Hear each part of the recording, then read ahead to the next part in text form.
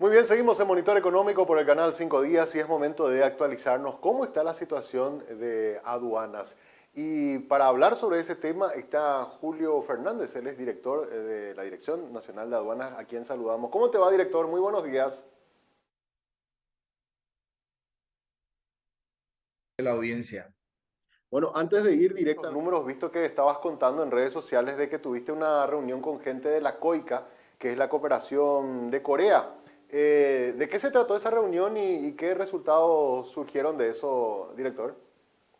Bueno, nosotros tenemos una cooperación que arrancó en el 2018 y se fue concretando, después la pandemia interrumpió en algún sentido, pero hay una cooperación muy fuerte de la aduana de Corea del Sur, con toda su tecnología apoyándonos a nosotros, de la mano obviamente de COICA, y entonces hay unos avances muy interesantes en materia de la cooperación es de cerca en realidad de 11 millones de dólares, pero no es, digamos, dinero efectivo, es equipo técnico, software, sistema y equipamiento también. Esa es es un apoyo que tenemos hasta el 2000, hasta diciembre del 2024. Hay un apoyo justamente ayer me estaba manifestando que están preocupados, obviamente la transición preocupa a todos, pero yo le dije que es una política de Estado, así que no creo que haya ningún inconveniente. Entonces, eh, son varios los temas en los que nos están apoyando, pero ayer hablamos de dos en particular que tienen que ver con el sistema de cargas y de la gestión de carga y el sistema de riesgo. Eh, para explicarte un poquito y a la audiencia, Paraguay tiene una enorme cantidad de puertos, 35 en total, entre puertos fluviales, puertos fronterizos, puertos secos. Esto no es normal en otros países. Hay países como Guatemala que tiene 4 puertos, Colombia 4 grandes puertos, Uruguay tiene un gran puerto gigantesco y algunos pequeños. Entonces, Paraguay tiene una gran dispersión. Entonces, en algún sentido, obviamente es difícil controlar qué hacen los puertos privados durante la noche, durante el fin de semana, fuera del horario. Entonces, la salida que tenemos es utilizar tecnología para tener el control, porque la aduana tiene que tener el control de lo que pasa en los puertos privados por nuestra responsabilidad, ¿verdad? Entonces, el sistema que nos está, en lo que nos están ayudando los expertos de Corea del Sur es justamente para tener el control y recuperar bueno, en realidad no sé si alguna vez se tuvo el control absoluto de lo que pasa ahí. Mm. Ahora tendríamos, con tecnología podríamos saber efectivamente si están moviendo contenedores a la noche, de madrugada, etcétera. Entonces, eso va a estar concluido prácticamente en octubre. En octubre de este año va a empezar a probarse y probablemente enero del próximo, del 2024, va a estar en plena ya ejecución. Ese es un tema. El otro tema del que hablamos ayer también es el sistema de riesgo, de gestión de riesgo, que obviamente es para determinar de manera mucho más inteligente el tema de los canales de selectividad, canal rojo, verde, naranja, sin la participación del ser humano. Eso avanzamos mucho con el Fondo Monetario Internacional. Ahora, digamos, nos apoya también COICA con este tema a través de estos expertos de la aduana de Corea del Sur. Y bueno, de eso hablamos, del cronograma, este es un proceso que va a ir hasta el diciembre del 2024. Entonces, claro, ellos vienen y preguntan en la transición, ¿cómo hacemos? Yo les dije que no se preocupen, que nosotros vamos a dialogar con el equipo de transición, que es un apoyo de un país hermano, un país que nos está apoyando. En realidad es la cooperación más grande en el mundo a nivel de aduanas que están haciendo ellos. Esta cooperación de 11 millones de dólares, no hay, digamos, una cooperación de COICA, hay cooperaciones grandes en otras áreas, pero a nivel de aduanas es la cooperación más grande que tienen a nivel mundial y es con Paraguay. Entonces, por supuesto que hay preocupación con la transición, pero yo les dije, el presidente electo es un economista, fue ministro de Hacienda, conoce estos temas y obviamente cuando le expliquemos al equipo de transición en qué consiste todos estos avances tecnológicos, por supuesto que estamos seguros que van a decir que esto es una cuestión trascendental y que tiene que continuar y tiene que fortalecerse. Y me parece interesante, director, porque se suma a otros esfuerzos que se vinieron haciendo en materia aduanera con el tema, por ejemplo, de los escáneres, que yo no recuerdo que en otra oportunidad, en una fiesta patria, aduanas haya tenido tanta participación en el sentido de mostrar equipos y lo que fue realmente sumamente interesante, ¿verdad? Se complementa con ese esfuerzo de los escáneres también todo este apoyo técnico que van a tener por parte de COICA como para ir mejorando y avanzando en los controles en los diferentes puertos y puntos de acceso al país, director. Así es, Samuel, porque resulta que el manejo de imágenes, más todavía imágenes de escáneres, tiene mucho peso entonces se necesita equipamientos de primer nivel, se necesita servidores potentes y bueno, en todo eso nos está ayudando COICA y de hecho, por dar un ejemplo, nosotros vamos a tener 9 potentes servidores adicionales ya en octubre. eh, para que tengan una idea, la Subsecretaría de Tributación entiendo que adquirió como 4 potentes servidores para el manejo de toda esa información de Barangatú y otros temas. Nosotros, gracias a esta cooperación, vamos a tener 9 adicionales en octubre. Entonces, hay una garantía de aquí a 7, 10 años más o menos de gran soporte. Entonces, haciendo referencia a ese desfile, tuve algunas pequeñas críticas de gente molesta por los escáneres, que te imaginarás de qué sector pueden venir, ¿verdad? Son muy poco inteligentes al manifestar quejas porque automáticamente generan desconfianza. Exacto. Pero básicamente el desfile tiene efecto disuasivo. Es decir, mostrar potentes equipos, por eso incluso está traducido al inglés un video que también levantamos y se está mostrando en toda la región, porque obviamente la intención que tenemos es que no vuelva a repetirse, no se vuelvan a repetir casos como los que tuvimos, ¿verdad? Entonces, Claro. con esos equipos nosotros estamos ya controlando desde el 1 de abril o el 3 de abril, básicamente, porque el 1 de abril fue feriado o fue domingo o no fue día hábil. Desde los primeros días de abril ya estamos controlando todos los contenedores que salen de Paraguay. Pero también te adelanto, porque justamente estaba a punto de hacer un comunicado a la opinión pública, de que también vamos a usar los equipos y ya de manera casi inmediata en la frontera con Bolivia, en Infante Rivarola. Cañado Oruro se llama un lugar donde Bolivia construyó un puerto impresionantemente grande, moderno, y porque ellos están pensando en usar la vía oceánica para salir básicamente quieren salir a los 2 océanos, entonces van a obviamente utilizar nuestras rutas también que están construyendo. Y no hace mucho en Chile, en cooperación entre la aduana de Bolivia y la aduana de Chile, incautaron 690 toneladas de precursores para cocaína. Te puedes imaginar 690 toneladas. Gracias digamos, al trabajo conjunto entre Bolivia y Chile, impidieron.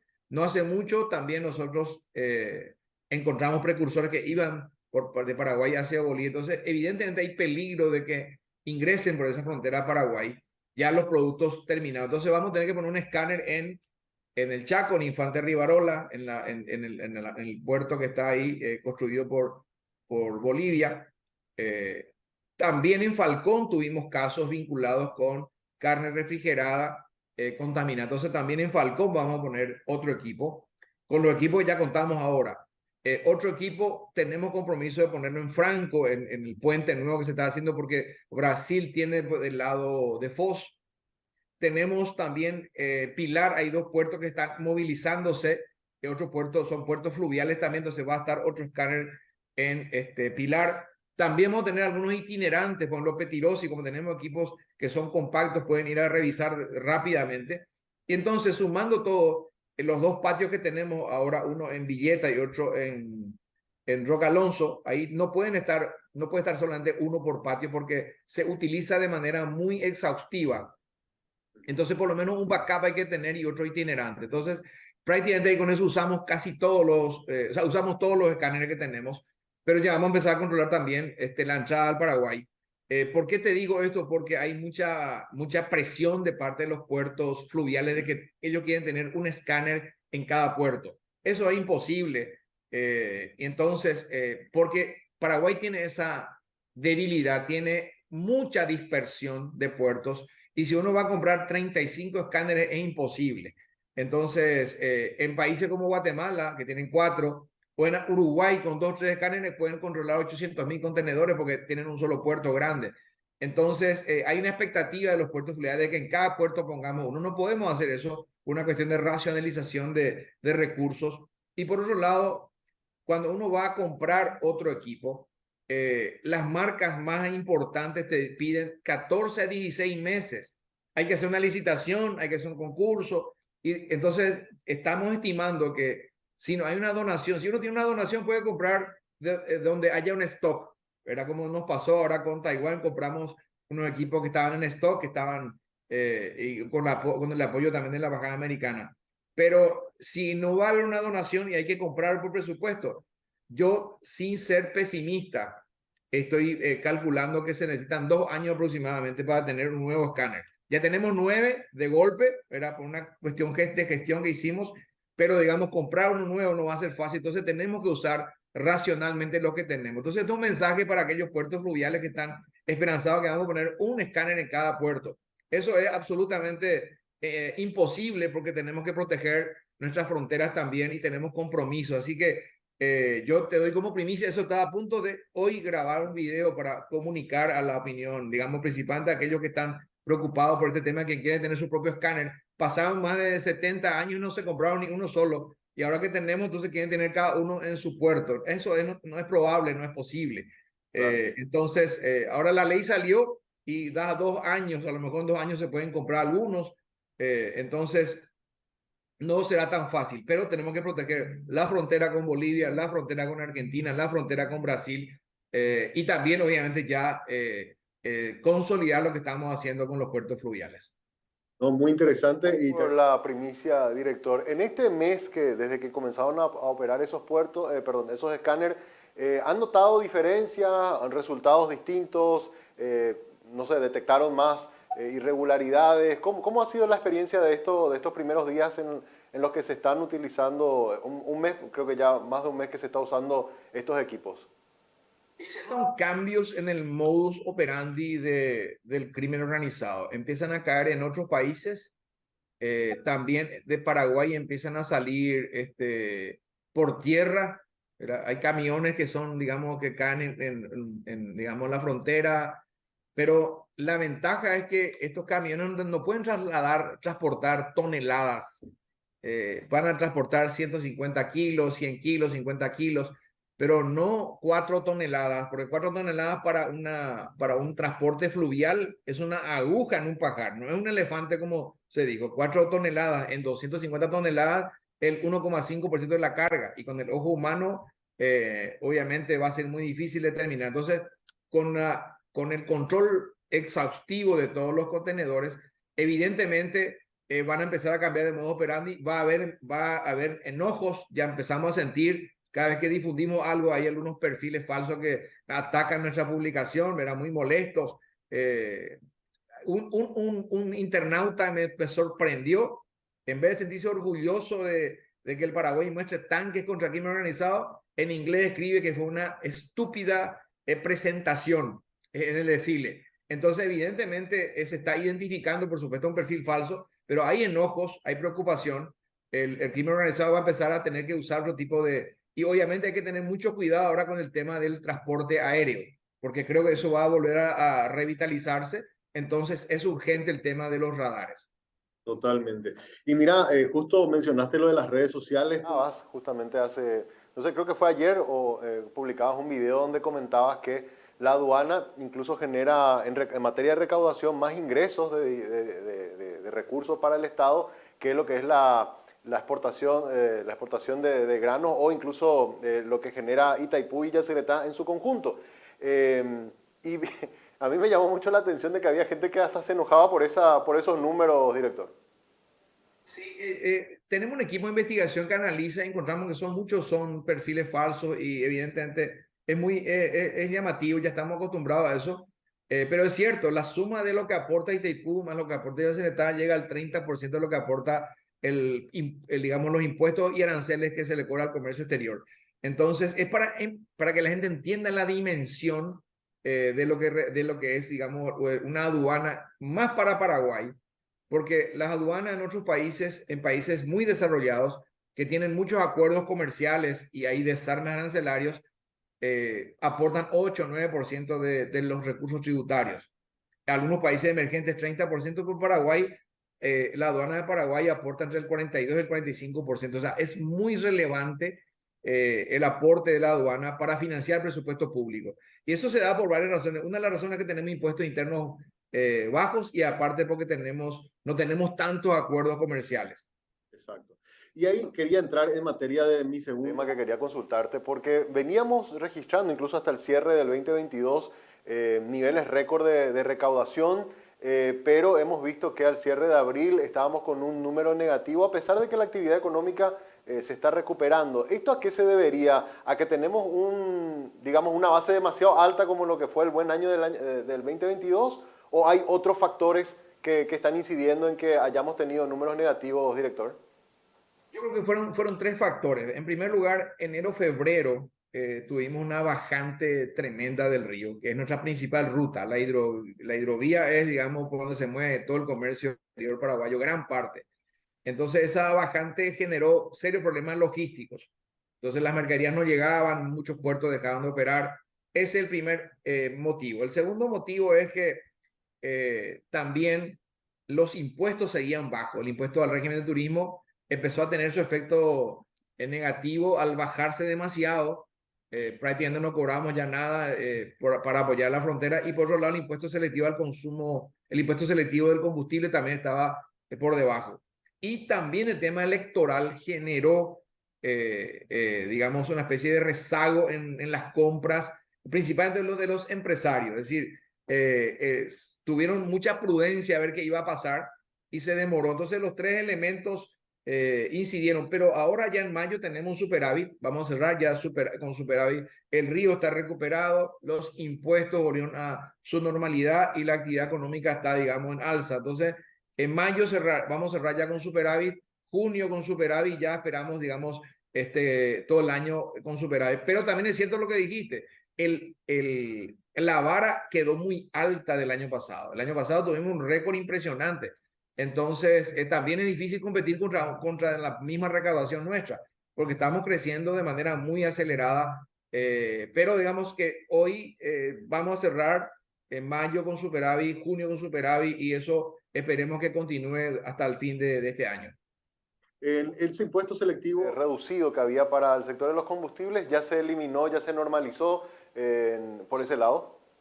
Sí, está normalizado.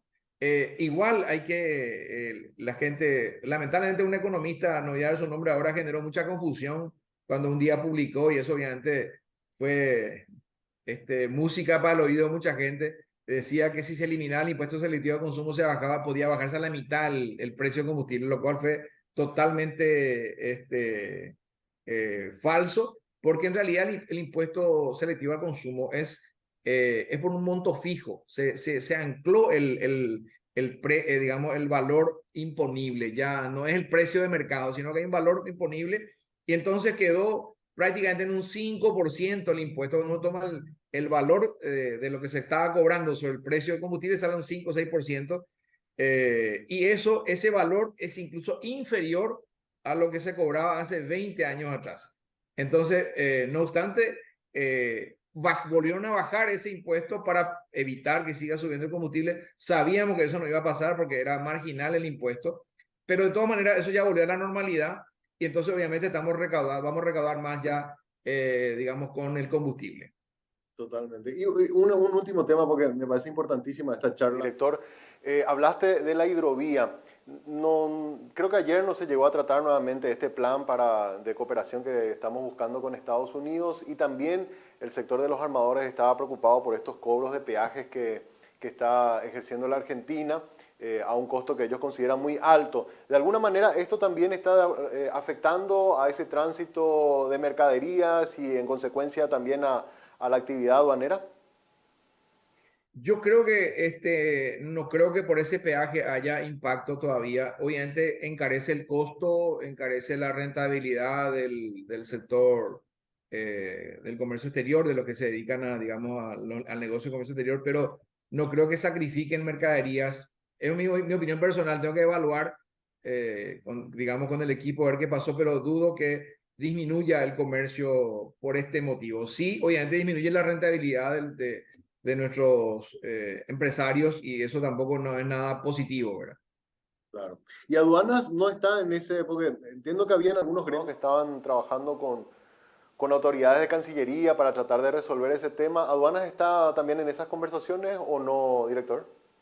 Nosotros tenemos un equipo que siempre participa en todas las negociaciones del Mercosur, ¿verdad? Justamente por las características, y tenemos un equipo que obviamente trabaja con sus pares y apoya a Cancillería. Nosotros más estuvimos involucrados, hemos firmado un acuerdo con la aduana de Argentina para que las imágenes de los escáneres que estamos tomando en Paraguay sean reconocidas por la aduana de Argentina y no vuelva a haber una sistemática, no vuelva a haber un sistemático control no intrusivo con costos adicionales. Entonces, eso sí, hemos trabajado para evitarle mayores costos al sector empresarial y ahora hemos dialogado con el director de aduanas de Uruguay, también con el embajador paraguayo en Uruguay y posiblemente en los próximos días firmamos un acuerdo también con Uruguay y también para que ellos reconozcan la imagen nuestra, para que no haya un sobrecosto adicional, porque en otros países cuando te escanean no te van a cobrar lo que pretendemos cobrar en Paraguay, que es una cifra solamente para el mantenimiento.